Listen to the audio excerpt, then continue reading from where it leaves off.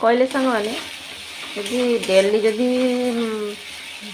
ମାଛ ମାଂସ ସବୁବେଳେ ଯଦି ଡେଲି ହେବ ଆମ ଅଧେ ଦିନ ଆମର ଅଦା ରସୁଣରେ ତରକାରୀ ଆମେ ତ ସବୁବେଳେ ଆମର ତ ପରିବା ଆମ ଘରେ କେହି ତ ଖାଆନ୍ତିନି, ପିଲାମାନେ ବି ଖାଆନ୍ତିନି। ଆଉ ସବୁବେଳେ କହିବେ ଯେ ଖଟୁଛି କାହିଁ, ପେଟ ପାଇଁ ଖଟୁଛି, ଆତ୍ମାକୁ କଷ୍ଟ ଦେଇକି ସେ ଟଙ୍କା ରଖିବାର ମୂଲ୍ୟ କ'ଣ? ସେଇଟା ବି କିନ୍ତୁ ସତ କଥା। ଯଦି ଖଟୁଛେ ଆମେ ପେଟ ପାଇଁ ନା, ପେଟ ପାଇଁ ତ ବହୁତ କେତେ ନାଟ। ଆଉ ପେଟ ଯଦି ଖାଇବା ଯଦି ଟିକେ ଭଲସେ ନ ଖାଇବା ତାହେଲେ କେମିତି ଖଟିବେ? ସେଥିପାଇଁ ତ ଆମ ଘରେ ସବୁବେଳେ ମାଛ ମାଂସଟା ସବୁବେଳେ ସଫିସିଏଣ୍ଟ ଥାଏ। ଆଉ ଅଧେ ଦିନ ମୁଁ ରୋଷେଇ କରି ମୋତେ ବିରକ୍ତି ବି ଲାଗେ। ସବୁବେଳେ କ'ଣ ମୁଁ ତ ବାରରେ ଖାଏନି। ଆଉ ମୋର ତ ଶନିବାର ସୋମବାର ଗୁରୁବାର ମଙ୍ଗଳବାର ମୋର ବାର। ସେ ବାର ରହିଲେ ବି ମୋତେ ଆଇଁଷ ରୋଷେଇ କରିକି ଦେବା ପାଇଁ ପଡ଼ିବ। ତାପରେ ବିଲେଇ ତ ଆପଣମାନେ ଜାଣିଛନ୍ତି, ବିଲେଇ ମାଛ ନହେଲେ ତ ଖାଇବନି, ଯାହାହେଲେ ବି ମୋତେ କରିବା ପାଇଁ ପଡ଼ିବ। ଆଉ କିନ୍ତୁ ଯାହା ବି ହେଇଥାଉ ନା ତରକାରୀ କିନ୍ତୁ କଲର୍ ହେଇଥିବା ଦରକାର। ସବୁବେଳେ କହିବେ ଖାଇବା ପାଖରୁ ଦେଖିବା ସୁନ୍ଦର।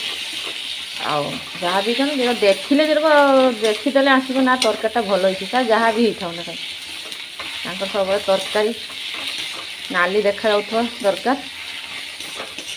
ଆଉ କ'ଣ କହିବି, କେଜିଏ ତେଲ ଆମର ଗୋଟେ ସପ୍ତାହ ବି ଯାଉନି, କେମିତି ଯିବ?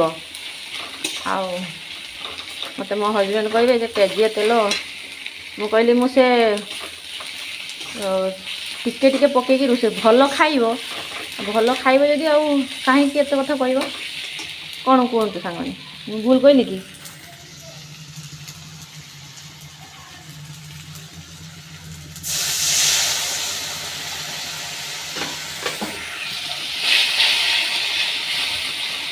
ଏମିତି କଥା। ଆଉ ଆପଣମାନେ ଜାଣିପାରୁଥିବେ ଆମର ବି ତରକାରୀ କେତିକି ମସଲା ପଡ଼ୁଛି, ମାନେ ମସଲା ଯେତିକି ମାନେ ଝୋଳ ବି ସେତିକି ହେବା ଦରକାର। ଆଉ ଟିକେ ତରକାରୀର ବାପ ପୁଅର ମନ ବୁଝିବନି, ବୁଝିଲେ? ଏମିତି କଥା। ଆଜିକା ଜୀବନ କିଛି ନାହିଁ। ଟଙ୍କା ପଇସା ହେଇ ଖଟୁଛ, ଖାଅ ଭଲ ଖାଇ, ଯେଉଁଦିନ ଆଜି ଅଛି ତ କାଲି କ'ଣ ହେବ କିଏ ଜାଣିଛି? ଆଜିକା ଜୀବନ କାଲି ନାହିଁ। ଯେତିକି ରଖୁଛ ରଖିବା ମନା ନାହିଁ, ତା ମାନେ ନୁହେଁ ଯେ ଆମେ ପେଟକୁ ଆତ୍ମାକୁ କଷ୍ଟ ଦେଇକି ମାନେ ରଖିବା। ଆତ୍ମା ଯଦି କାନ୍ଦିବ ଖାଇବା ଜିନିଷ ତାହେଲେ ଲାଭ କ'ଣ? ସେ ଟଙ୍କାର ମୂଲ୍ୟ କ'ଣ? ଟଙ୍କାର କିଛି ମୂଲ୍ୟ ନାହିଁ। ମୋ ସ୍ୱାମୀ